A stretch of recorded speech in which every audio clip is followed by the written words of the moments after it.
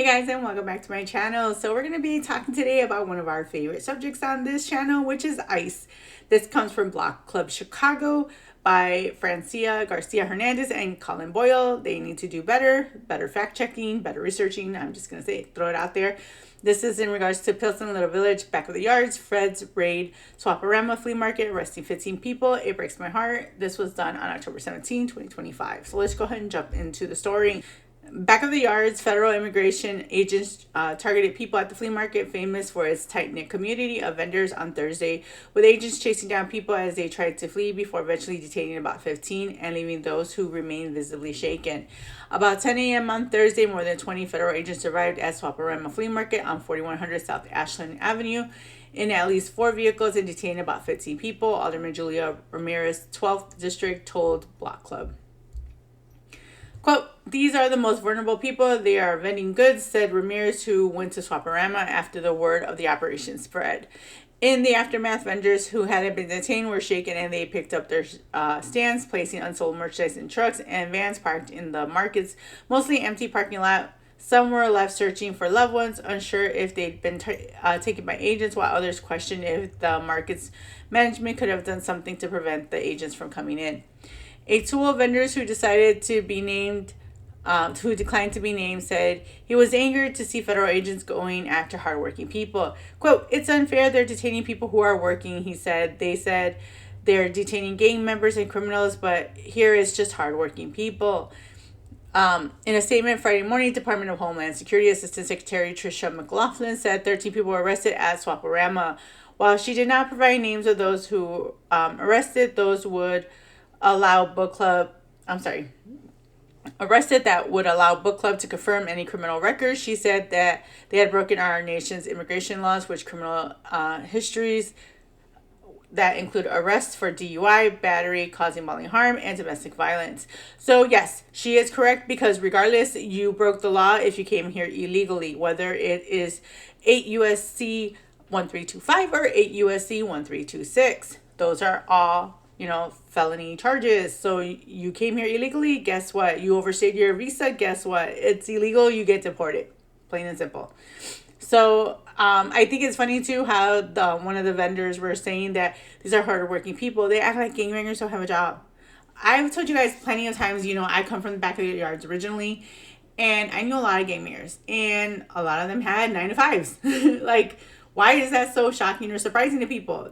People work. Not all of them just, sit on their butts. I'm just saying. So I think it's kind of silly that they say that. And just because you're hardworking doesn't mean that you can't be a criminal, because, some of these gangbangers are criminals because they would like to pew people, or they sold drugs, or, did other infractions. Now, you could have normal people also doing that, where you had normal people that were, doing stabby, or, vehicular homicide, you have DUIs, you have battery, the list goes on and on. There's so many versions of criminal activity that a person can have on their record. And if you're a guest in our country, you shouldn't be trying to break the law if you're trying to be part of our country. I'm just saying. So I think it's funny how they like to use certain language to try and pull at people's heartstrings. So let's continue on with the story. The enforcement action appeared to be linked to Operation Midway Blitz and a large when ICE and Border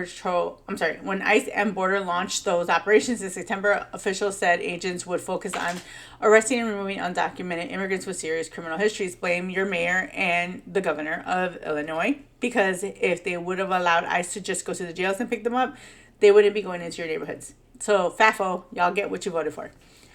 So congratulations, you played yourself. But over the past month, federal agents have shot at least 2 people, killing 1 repeatedly, tear gas protesters and first responders, shot rubber bullets at protesters, detained U.S. citizens, including children, handcuffed a Chicago alderperson in a hospital, smoke bombed and tear gassed a Chicago streets, fired a chemical weapon at a TV reporter, and detained journalists, among other incidences. Notice the language. Oh my God. All right. Give me a sec, because I have to break this down for y'all. I wanted to get through this without constantly having to explain stuff. But for those of you who are new to my channel, let me break it down for you. For those that aren't, y'all seen my videos, y'all already know what I'm about to say. So let me drop some truth bombs at y'all. So shot at least 2 people, killing 1, repeatedly tear gassing protesters. So the ones that they're talking about in regards to people being shot, that would be for the fact that, again, context matters, okay? That would be in regards to the fact that you had Marimad, which was a woman who literally rammed her vehicle into ICE, who also was carrying a weapon in Chicago, okay? You had the Latin King gangmaker who actually put a bounty on ICE agents. And he was working with the cartel, who ended up putting even a bigger bounty, and that was through Snapchat. I love the word games that they play here because they're trying to be like factual without actually being truthful, if that makes sense. So they're giving you guys half truths because they're making sure that they're not adding the context, which matters a lot. Tear gas protesters. So we're going to use the word protesters very lightly because they're tear gassing people that are not paid, like not listening. So if you're impeding ICE, if they're trying to get in or out of the facility, if you're stopping them from doing their job, if you are bum rushing them, you're ramming your vehicle at them, you're throwing items at them, of course they're going to use tear gas. They're going to use the most less lethal force that they can possibly think of, which is tear gas, which is pepper balls. Okay? So if these people got shot at with pepper balls, with tear gas, that's what you get. Because what were you doing for you to get shot? I'm pretty sure they're not just walking around neighborhoods just flinging, like freaking stuff at people. Okay? This is not Halo where they're throwing stuff all randomly, all willy-nilly. So in regards to detaining U.S. citizens, again, context matters. So this is talking about the people that literally are impeding ICE, literally putting hands on ICE, literally throwing things at them and stopping them from doing their job. And ICE gives you a warning, back up, go away, or we're going to have you arrested. When you don't listen, guess what happens? You FAFO'd, okay? Then, including children. Again, I want these people to tell me the actual ages because I'm curious. Because they're using this word all willy-nilly. Like, me as a mother, when I tell people I have kids or talk about my children, that doesn't mean my kids are like 4 years old, okay? As a mom, like my mom, even when my mom talks about me and says her children, I am not 5-year-old, okay? Sometimes I might act like one, but I'm not, like I'm way older than that. I don't want to talk about my age yet. But let's just say I got good genetics, okay? So when they say children, I just know that they're probably referencing the TDA incident that happened over there. I think it was by Lakeshore Drive or MLK, where they went into a building on the south side and they arrested a bunch of TDA members. And they look like, I don't know, between like 16 to 21. And so they were all gangbangers. They were all TDA members. They were all illegal, So to say that they're children is stupid. And if they're going to reference the photo of the little black boy that was zip tied, that got debunked because the father that took that photo said that was originally his picture where he was playing cops and robber with his son. Has nothing to do with ICE. In regards to the altar person in the hospital, ICE had took this immigrant to the hospital because he had gotten injured and they were, tending to his wounds and he was still detained. And this altar person tried to come in and impede ICE. They told him to back off, to leave because this person was already in ICE custody. This person refused. They got arrested. Smoke bomb and tear gas a Chicago street. Again, this also happened. And again, I had this on my channel when they were being surrounded and swarmed by people, and I believe they were getting their vehicles rammed by other people, and so of course they tried to disperse it by tear gassing it. Fired a chemical weapon at a TV reporter and detained a journalist. So the WGN journalist that was detained, I believe that person was impeding ICE and put hands on ICE and they got arrested. They FAFO'd, okay? So again, context matters. I think that they should stop playing these manipulation games and just be honest. If y'all want to be taken serious as reporters and journalists, then tell the truth. It doesn't matter if it hurts people's feelings. Just be honest. You don't need to lie. You don't need to do a fluff piece. None of that. Just be honest and people would respect you more for it. This is why, actual media is dying. This is why, like, fake news like CNN and MSNBC, ABC, all of these freaking places are losing, people because all they do is lie. And even when they get caught up, they don't retract or apologize for it. This is why they're going to, actual media now, where you're going to YouTube and you're going to Rumble and you're looking for people that are just there to be honest and not kind of fill your head with like bull crap, So let's go on. On Thursday, several masked federal agents in Customs and Border Protection uniforms walked through one of the main entrances of the flea market. Several witnesses said the agency did not immediately respond to Block Club's request for comment. Why? So y'all could lie about it? Vendors and neighbors decried that immigration agents were allowed to walk into the market, while management said they didn't what the law allows them to do. Exactly. Quote, we don't want to put people at risk, said Ted Joseph, one of Swap-O-Rama owners. Quote, we work with the alderman and the police commander and have worked with law firms to find out what we can and can't do. We follow the law. Our number one goal is to keep people safe. Facts. Like, they're not going to impede law enforcement, and they can't stop ICE from going in there because federal law supersedes state and city law. So there's that. Anyways, let's go on. Federal agents threatened to arrest a security guard who was at the market's gate, said a Swap-O-Rama manager who refused to share his name, but some vendors said security staff was not present when federal agents arrived. Agents went around the market and chased down vendors, including some who attempted to get over a parking lot fence, said several vendors who declined to be named because they are afraid of being targeted by federal agents. Some vendors said it appeared one person injured a foot as they jumped over the fence. Other vendors shouted at the agents and filmed them, a witness said. The operation lasted about 10 to 15 minutes, and agents left after detaining several people, witnesses said. One of the people who agents detained came from Ecuador last summer and had a work permit, a witness said. The witness's parents were able to escape. They think they were protected by the Virgin de Guadalupe, of whom they had a portrait at the market, she said.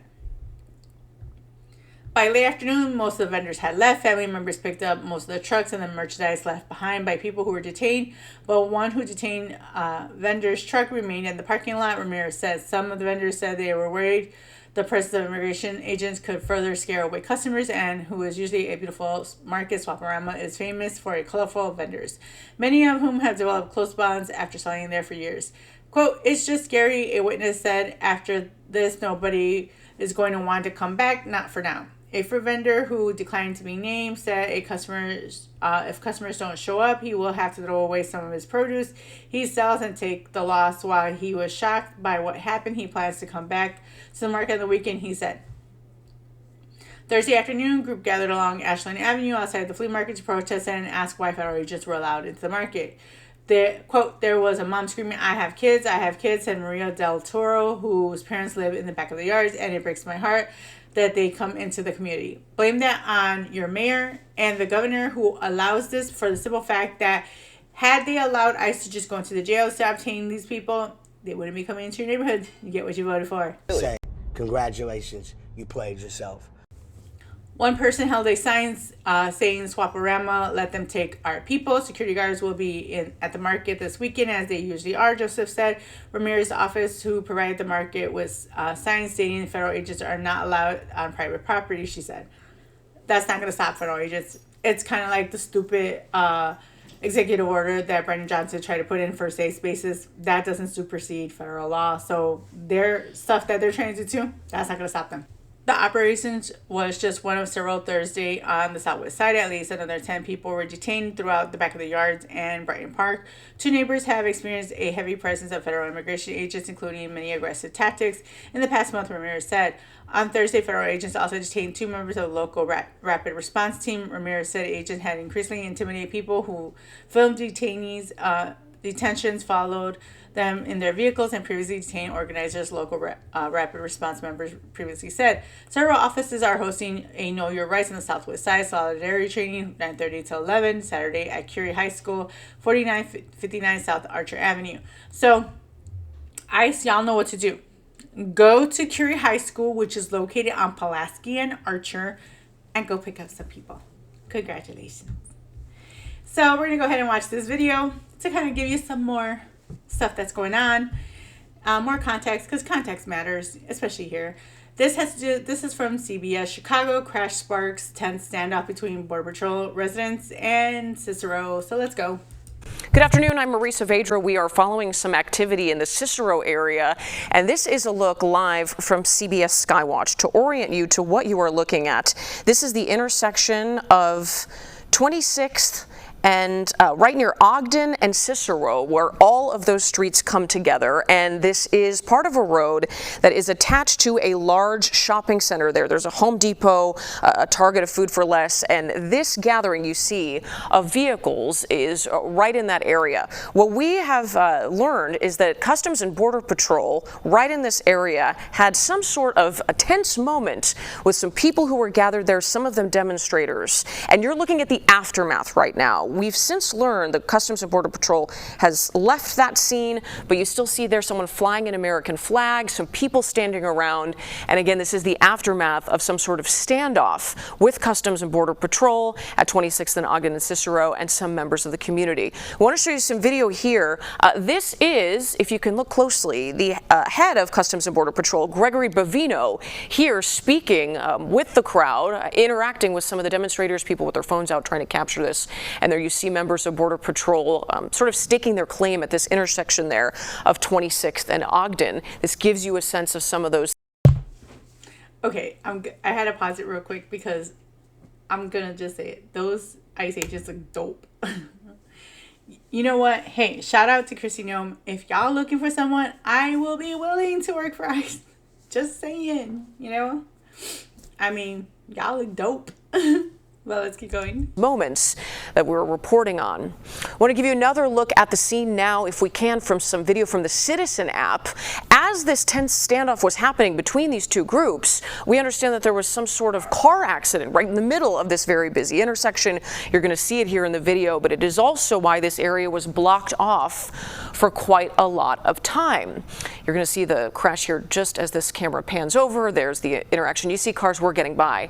Again, we are not sure if there was any specific Customs and Border action happening, but there you see the crash, people interacting, and a lot of people gathered there just watching whatever was happening here go down. Our Victor Jacobo is at that scene. He is talking to people, working to find out exactly what may have happened here, again, between Customs and Border Patrol and residents in the Cicero area. We will continue to follow this and bring you the latest throughout the day here on CBS News Chicago. So you have that one, and, you know, that just kind of goes into the whole thing, you know, like, if you didn't have people trying to injure ICE and just let them do their job, nothing would be going on. If you had people, like, self-deport and then try to come back the right way, you wouldn't have an issue. All this self-entitlement is getting ridiculous, you know? So I'm so happy that ICE is doing what they're doing. You know, I want them to know that there are a lot of Americans that back them. You know, the ones that don't are probably just illegal, so who cares? Deport them all. And if people want to complain, they can complain. They have the right. That's their First Amendment right, is to, you know, moan and cry and whine about stuff, as long as you're not impeding them from doing their job. You know, you have that right to protest. And when it comes to Swap-O-Rama, I just want to kind of throw it out there. The reason I was mainly doing the story was because, you know, I had some family members that were exaggerating what happened, and so I wanted to kind of come out with the truth of what was going on, because of the lies that they're spreading. And I feel like by them spreading lies, they're just adding fuel to the fire and fear mongering, and that's not going to help anybody. Also, I wanted to also make another note that there is tons of illegal people that work at Swap-O-Rama. My ex, you know, he had family that that owned a business, and when he worked out of the Swap-O-Rama place, there were so many people there that were illegal that owned businesses because they do everything through cash. So I could see why ICE would be there, like, to be honest. And if they weren't here illegally, then they wouldn't have any issue. And I think it's hilarious that people think that I'm scared to walk anywhere because of the color of my skin, you know, because I'm Latin. You know, first and foremost, I'm American. I'm just going to throw it out there. I don't care. People can get butthurt all they want about it. That's how I identify. But I've never had a problem with cops. So, and I'm not worried about ever getting stopped by Border Patrol or anybody else because I'm legal. Come on, man. Just because you're illegal Mexican ass can't afford. Old ass man. I'm going to tell you the difference between me and you, okay? What's that? You tell me, man. I'm legal. You a wannabe legal. Ouch. So this is what we have for you today for about ICE. I probably have a ton more videos coming out regarding ICE and more situations that's happening. It's just kind of happening nonstop, and it's around the world, and you know, it's getting really crazy. So, you know, I suggest to my audience for you guys to stay safe, stay vigilant. Make sure you guys, you know, prepare. You know, sometimes it rains. You know, you might not need the stuff, but hey, you never know, especially with everything that's going on with the EBT, with the immigration. Like, it's just getting crazy out here. So I want y'all to be safe. But drop a like, drop a comment down below. Let me know your thoughts on what's going on. If y'all from Chicago, let me know from where, and you know what you guys are peeping on the ground. But I just wanted to kind of just throw it out there for you guys and keep you guys in the know. So thank you guys for watching. Don't forget to like, comment, and subscribe, and don't forget to hit that notification bell. Till next time, guys.